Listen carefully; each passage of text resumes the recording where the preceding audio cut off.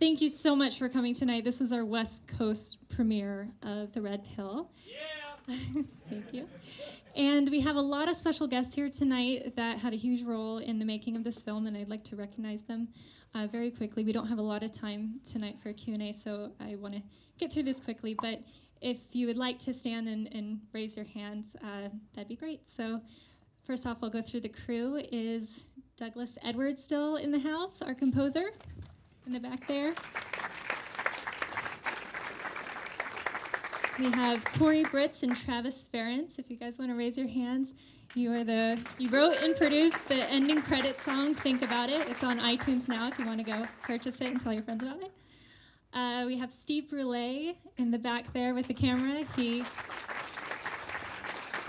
generously provided most of the protest footage in the film, since it happened before I started making this film. Elliot Holland, where are you? In the back, a camera operator. My wonderful producer, Anna Leclerc, right here. My okay producer and mom, Nina Jaye. Just kidding. In the back. This film wouldn't have been made without her by my side along the whole way and telling me to keep at it and not break down. Evan Davies, our executive producer and DP in the back. Also my boyfriend and a catalyst to making this film. A couple of our associate producers are here tonight. Paul Kavanaugh, right here. Mike Cernovich is here, right there.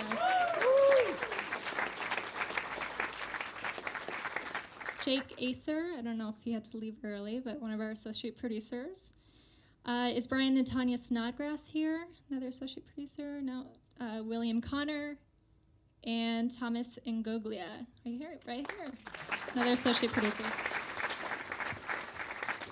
And before I bring the cast up, I would like to acknowledge someone that's very important in this room that I got and will hopefully meet tonight, who really had a huge hand in making this film kind of come to life, because he wrote an article about the making of this film, or the struggle of making this film, while we were doing a Kickstarter campaign last fall. And it was literally his article that was our tipping point to having so much support behind the Kickstarter, which led to completing this film. And if it wasn't for our Kickstarter being successful, this would not probably ever be made. So I want to acknowledge Milo Yiannopoulos, who's right here. Woo! Milo!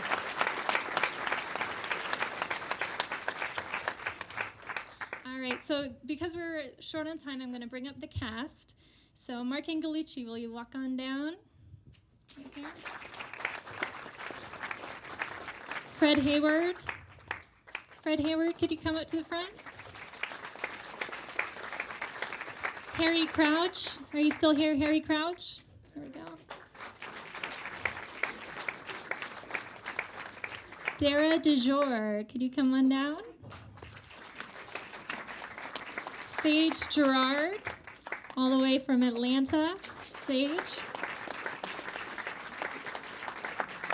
Lloyd Schofield, would you like to come on down? And last but not least, Mr. Paul Elam. Can you come on down?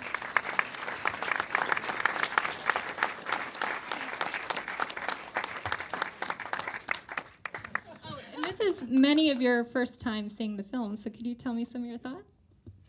Well, many thoughts, but first, thank you for producing it and doing what you did.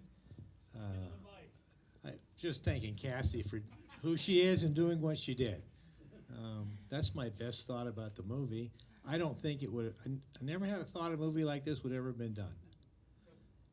And I think because of it, Cassie, when more and more people hear about it, you have just set the stage for changing the world.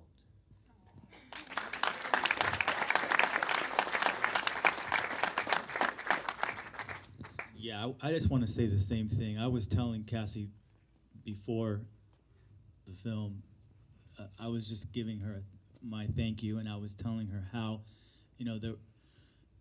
a lot of us have been in this movement for a very long time, and many of them longer than me. But I see so many others coming up and coming out of the woodwork, and it's amazing because a lot of us remember a time like I started around 1998 when you didn't see anything going on. There'd be a website with maybe 12 people and really nothing, and when you were marginalized on your campus. I published articles in the late 90s at UCLA in the Daily Bruin on men's rights, and you just were really marginalized, and to come this far and have something like this, it really is deep for me, really hits home. I almost cried watching today, and I cannot thank you enough, everybody, for being here. But Cassie, I just cannot thank you enough. There's nothing I could possibly do to thank you for what you've done. That's all. I really mean that.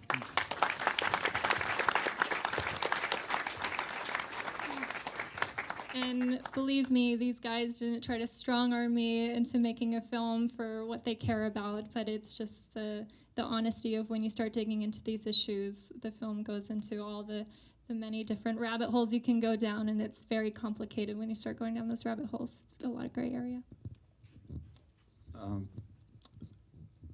Contrary to Marc, I did cry the first time I saw the film as I relived the story of me and my son. And something happened after Cassie did those interviews. My son came back in my life, and he's sitting right over there. Stand up.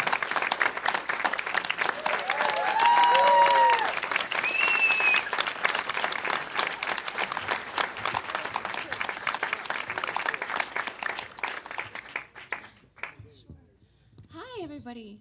Oh, it's been so amazing to be a witness to Cassie's journey. It's been such an honor and a privilege. And Cassie and I were friends. I'm a journalist, and I interviewed her for her first 2 films. And we were both ardent feminists and bonded on that. And we've had so many heated conversations over the course of the last few years. And my growing concern for how radical feminism has become and how it's sort of become the mainstream, and the assault on freedom of speech, which is I'm a huge proponent for freedom of speech, especially on college campuses and everything that I've seen. So it's definitely changed my perspective, and a lot was said in the film about listening to men, and it's so important, and it's something that is, I almost see it as more of a spiritual, this movement is more of a spiritual movement, and so it's around unity. And so for that, I completely support you guys, and I'm just so honored to be here. So thank you.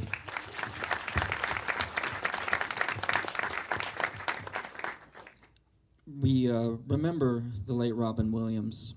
Before he took his own life, to paraphrase a quote he had, there was a kind of loneliness that you felt when you're around other people, but you still felt alone. And much of this movement has been about men who've experienced things that made them feel more alone, even around people that they love, or at least that they thought they loved, or still want to love. And what Cassie has done has made people feel less alone, has given us a catalyst for that unity. And that, I think, is beautiful. And I definitely, wholeheartedly thank you for that.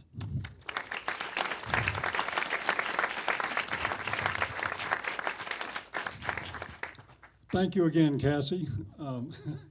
I was in New York last week for this, and it was even more moving this time. I don't want to repeat what everybody else has said up here, but I do want to encourage people in the audience, please ask your friends to see this film. Please support it when it becomes available. Support this good human being's work. This was an act of bravery and commitment that should be recognized. They're already panning it in the mainstream. They're already attacking, like we know they would. So please support it. Encourage others too. Thank you.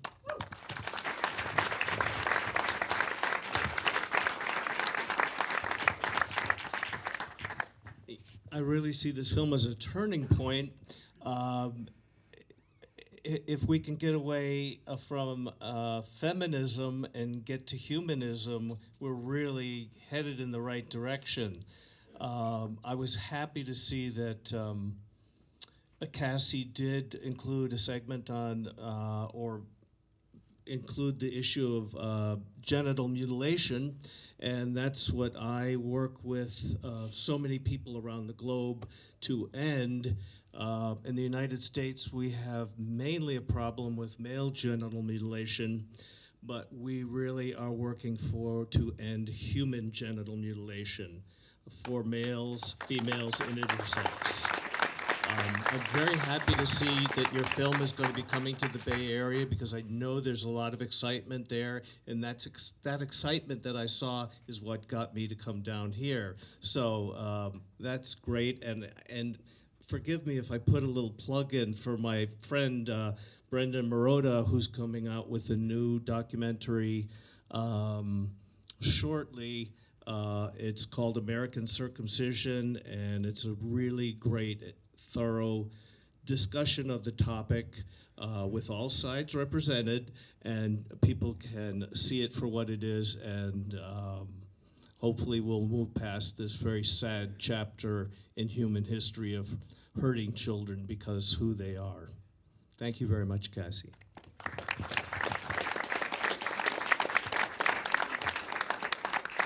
Okay, so we have time for 2 questions. Yes? One, okay, well, we're over there. Ask for an inch. Okay. 1 question. Anyone have a question right there? I don't have a question, it's more of a comment. Just want to thank you guys. Truthfully, you make me proud to be a human being. So.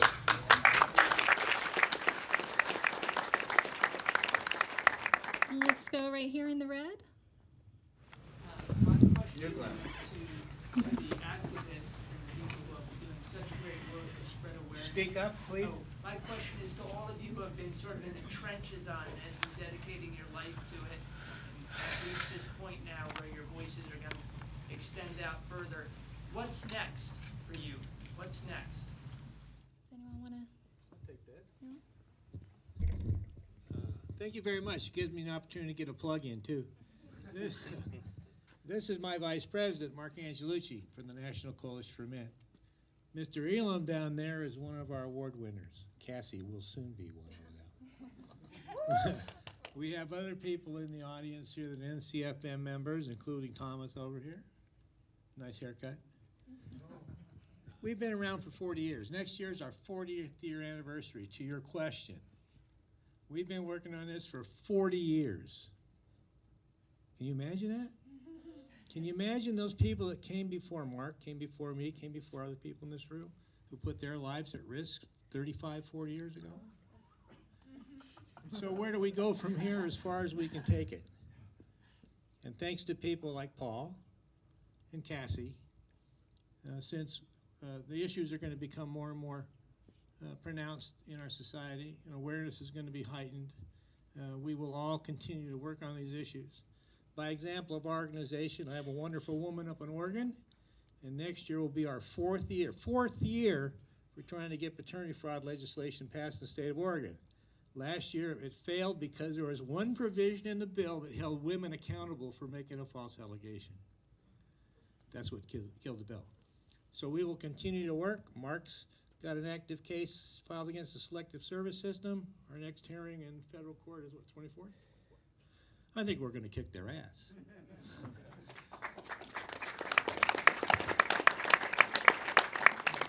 So our organization does more than just talk about things. We get things done. But Cassie and Paul, man, they got a mouth. I mean, that's what's going to change the planet. And thank you very much again. Did that answer your question? Did that answer your question? You guys want to say anything or open up to one more question? Right here? Yeah, I wanted to first give you kudos, Cassie. I remember when you were, starting the Kickstarter campaign, and I think your presence in the film prevents anybody from labeling it propaganda for men, and I like the fact that you showed yourself being challenged, your feminist views being challenged, and that leads me to my question. Have you had women who you were either close friends with, or if not close friends, just really good acquaintances with, that would say hardcore feminists, that have now shunned you because you made this movie? Yes, yes. Yes. And how has that affected you? And Yeah, so I've been working on this film for 3.5 years, and the Kickstarter was really the first time I announced publicly online that I am making this movie, or I'm trying to make this movie. Will you help me? And but before that, the previous 2 years, when I did start telling friends that I was making a film about the men's rights movement, and many of them knew that I was a feminist. Often they would say, "Why are you giving them a platform to speak?" That was the most common reaction I got from anyone, even just acquaintances. And a lot of my close friends, when I started to learn the issues and try to debate or just have a discussion about these issues, that's when it would get so heated to the point of tears or walking out and slamming doors and not talking to each other for a while. And some, I haven't spoken to since they've known that I was making this film. So, there's a experience of being ostracized when you start talking about these issues. And over my 3.5 years of making this film, it was a very slow progression for me to start letting the barriers down of whatever wall was in my way to really hear what MRAs were saying and see the bigger picture. So it was a very slow process. And, if I wasn't making a film about this, I don't know if I would have stuck with it as long as I did, because if you've ever gone through questioning your identity or your belief system, it's a very terrifying experience. And so, I wanted to quit so many times just from the psychological standpoint of it, and also not having a lot of support from friends and family, although I did have some strong people in my life, like my boyfriend Evan and my mom Nina and Anna sticking with me, and my stepdad Jaye and my friend Glenn, and so many people in this room. So yeah, the close, strong friends are what kept me through. When I saw Gone Girl, when I was at the theater, women were leaving and complaining that women were misrepresented. And the screenwriter, she said that she had feminists come after her. So I find it ironic that you're presenting this in the film industry. Do you feel like Hollywood in general contributes to the unfair demonization of men and just gives women a pass and never shows a balance? Oh, yes.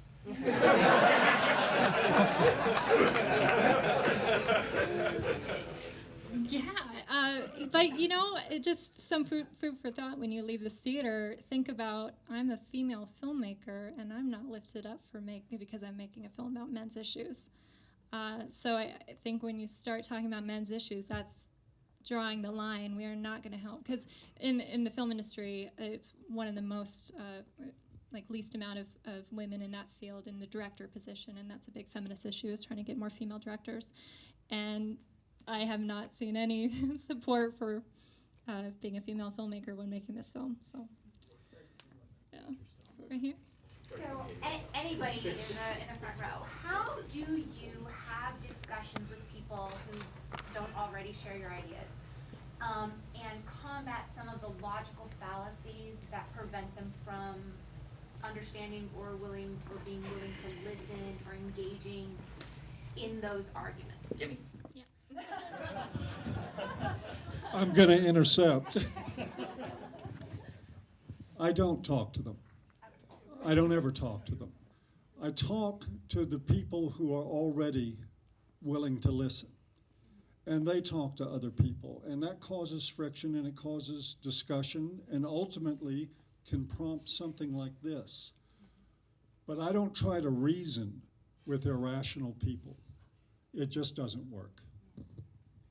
I have to switch with you again. So one thing I did was I was focusing on collegiate activism. I started a student organization that worked on this stuff, but I had to deal with a lot of people who weren't sure how to deal with the issues, and what Paul was saying, that's completely true. The people who are willing to listen to it, you have that conversation. But then there's the people who start their own conversation with you and have already decided that you're the enemy. So I've been the subject of a few police reports. I've been the subject of even some almost attempted litigation. Like, it was getting really, really heated on campus. And at that point, you're stuck in that situation where you do have to have a discussion with somebody who has decided openly not to have anything to do with what you're doing. So how do you combat that?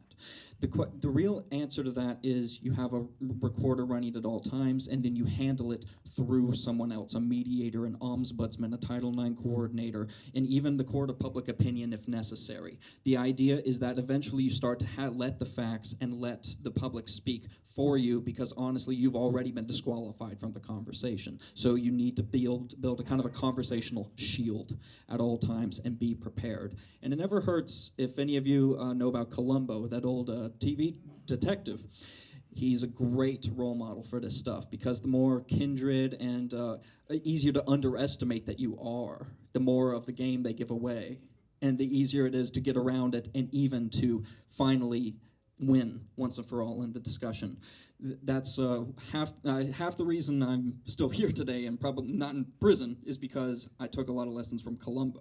So you take that approach, protect yourself, and keep that shield. Guys, we gotta move out of the theater. So perhaps out in front of the theater if there's more questions. You don't have to go home, but you can't stay here. So thank you so much for coming. Have a good night.